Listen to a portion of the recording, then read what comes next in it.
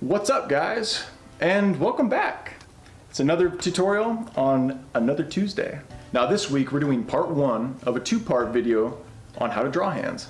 And the reason why we decided to do it in a two-part series is because, you know, the foundation of a hand, getting the proper proportions, the shadowing, the dimensions is a monster all in itself. So we figured we would tackle that part of the drawing this week, and then on the next tutorial, part two, we'll go over brush work and detail work and really make that hand jump off the paper. Whew, now I've been talking too much. Let's just jump right into the foundation of hands.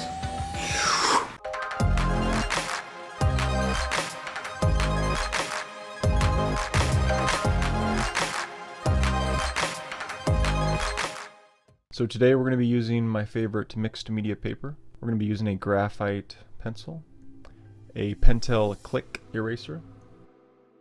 We're going to be using soft charcoal and medium charcoal for part one. We'll be using a 1/4 inch smudger. We're going to start off and we're going to do a half circle here for the palm. Then we're going to pull that half circle and cut it in half. And then we'll have a little outline here for the thumb and the wrists. And basically with this technique, what this allows you to do is it allows you to draw out each individual knuckle of each finger.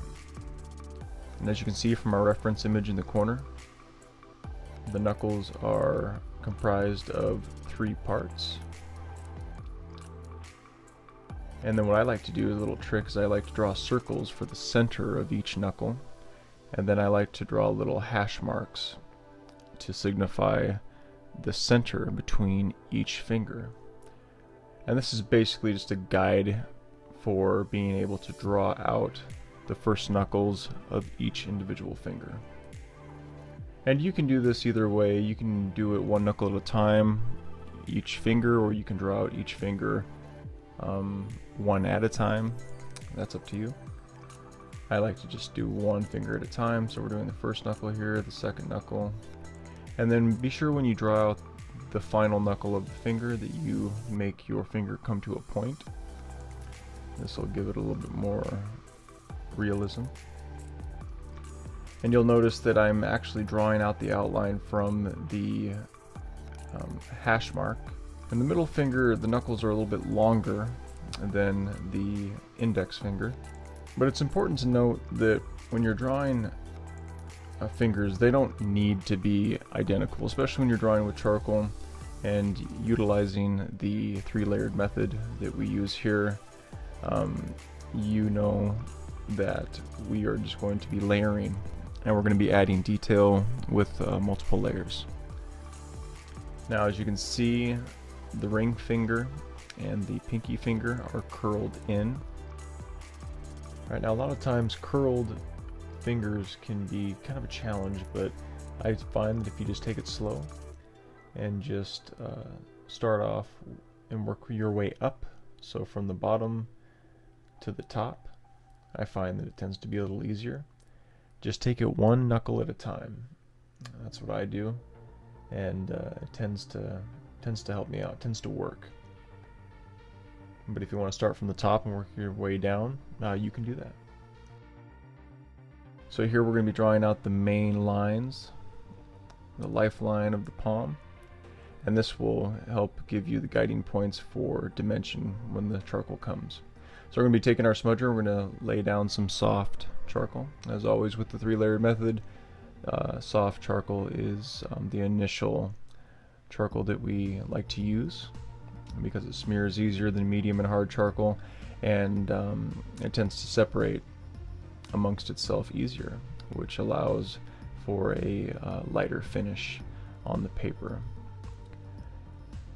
And so it's important to note that when you are utilizing your smudger to keep the contour in mind, and to make sure that you are honoring the contour and that you are pulling one way and only one way. And then what this allows for, as you can see on the wrist here, it gives it a rounded look, which of course is what wrists look like. And then the palm of the hand, we have the muscle that attaches to the thumb. This, of course, in our reference image is round. And so what we want to do is we want to take the smudger here and we want to make sure that we are honoring the contour of that specific muscle group within the palm of this hand by following those contours.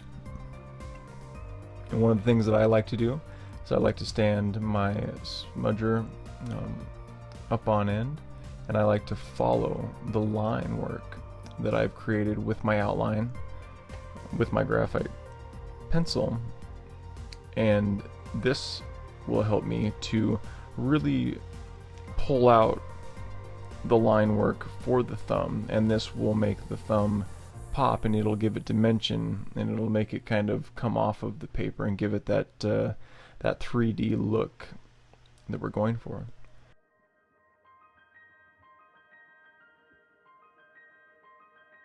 Don't be afraid to grab more charcoal as needed. The whole point of this method is going slow and layering, layer after layer. You don't have to have all the answers the first time. And so we're just going to continue to draw out the outlines of the index finger here. We're going to grab more charcoal. And the biggest thing to keep in mind when utilizing this technique, like I'm doing here, is to just keep in the back of your mind the fact that you are going for dimension. You want it to look rounded. And so the best way that I have found to ensure that that happens with your technique is just going through, layering the outlines that you have laid down with your graphite pencil first. If you can get the outlines situated, then you'll know where to start and you'll know where to pull your charcoal, whether that's inward or outward or in a rounded fashion, to really give that finger that rounded look that you're going for. Now on this middle finger, you can see that I'm sticking to the outside. I'm going to grab some extra charcoal here, and when it comes to the ring finger, I'm pulling the charcoal in such a way as to where it's giving the finger a rounded look already, and I haven't even hit it with a brush yet. So this will take a little bit of practice if you're not used to using a smudger, but smudgers are very much your friend. They can give you a lot more effects with your charcoal than a pencil ever could, or even a brush in many cases. And that's the whole point of this tutorial, is that by utilizing a smudger versus, say, a charcoal pencil, what I want you to pull from this tutorial is I want you to feel and I want you to see the dimension of the hand, from the roundedness of the fingers to the waviness of the palm to the roundedness of the wrist.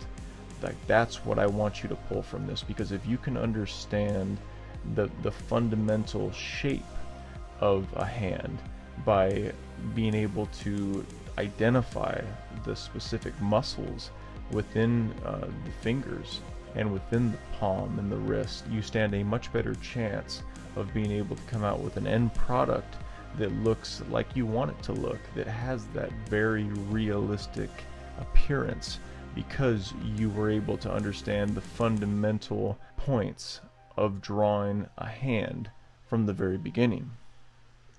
So now what we're doing here is we're going to continue to build up the outlines of the fingers, and this is going to do a couple things. It's going to allow us to be able to pull charcoal inward like we did with the first knuckle of the middle finger here, and then it also allows us to build up the initial layers of the palm. So if you look at the reference image here, what I'm doing is I'm slowly starting to build out the dark spots on the palm of the hand, and a lot of times these will be low spots because of the lines in the palm.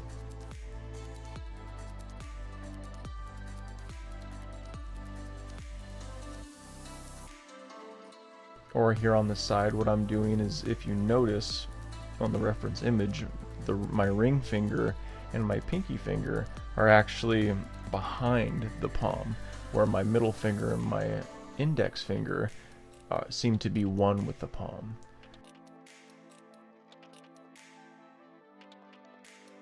And then what I'm going to do is I'm going to take my smudger and I'm going to actually just reinforce the edges here.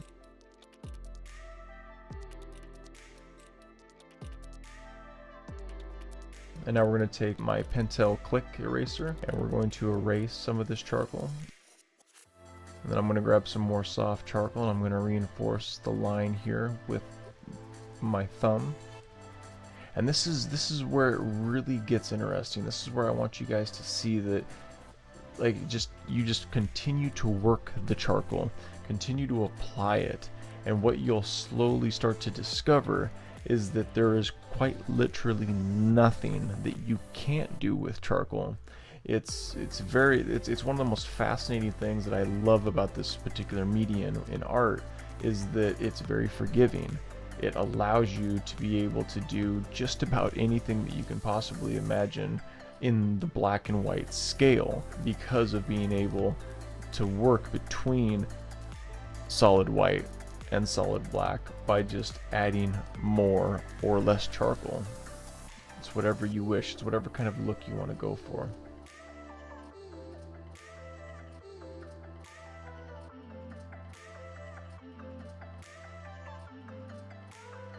Alright, so now what we're going to do is we're actually going to grab some medium charcoal. And this is where the magic with this technique really starts to kind of show through. If you're new to the 3-layered method, essentially what it is we like to utilize soft, medium, and hard rated charcoal. And the reason why is because soft, medium, and hard charcoals all have different grades of binder in them. Soft charcoal, of course, having the least amount of binder, and that is why it tends to spread very easily and tends not to stick together. And the medium charcoal that we're applying here has more binder in it than the soft charcoal. So as you can see from the application, when we actually put this charcoal onto the paper, it tends to stick to itself a little bit more than the soft charcoal does. Basically what this does for us as the artist is it allows us to have a charcoal that we can layer onto the initial soft charcoal that we've already laid down, and it gives it a darker look and plays to our values. And then of course the hard charcoal, we're not going to be using any in this tutorial, but we will utilize it in part 2 of this series. It has the most binder in it, and it tends to stick together almost like a silk. And I tend to try to keep the hard charcoal in my back pocket, and I save it for detail work and line work because it sticks to itself so well. So now what I'm going to do is I'm going to go ahead and I'm going to beef up this line work with the medium charcoal, and I'm going to touch up the palms as well. And the biggest thing that I want you guys to pull from this specific video is I want you guys to see what I'm doing. I'm not trying to make this hand look picture perfect. That's not what I'm trying to do. What I'm trying to do, I'm trying to practice the way the hand itself as an object flows. Because if I can identify with myself how the charcoal flows onto the paper and how I'm able to pull the most valuable dimensions from my reference image, I'm able to systematically and simultaneously honor what that image is. And it'll really make it pop for when I start to lay down my brush work and my detail work that we're going to cover in part 2 of this series. But this is just my technique. This is by no means the only way to draw a hand. It's just a way that I identified and that I enjoy.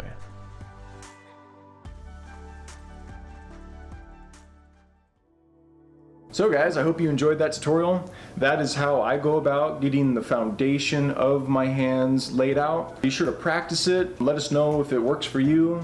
And we will see you guys in the next tutorial, where we're really gonna make these hands pop. Yes, and that is it. That is all I got for you guys this week. And as always, if you guys enjoyed this video and you guys absolutely dig what we're building here at Messer Creations, be sure to like and subscribe. And be sure to hit the bell, ding, so you guys can be notified when our latest and greatest videos come out. My name is Braden, and you guys have just been tipped off. We hope you guys had fun, and yeah, I will see you in the next one.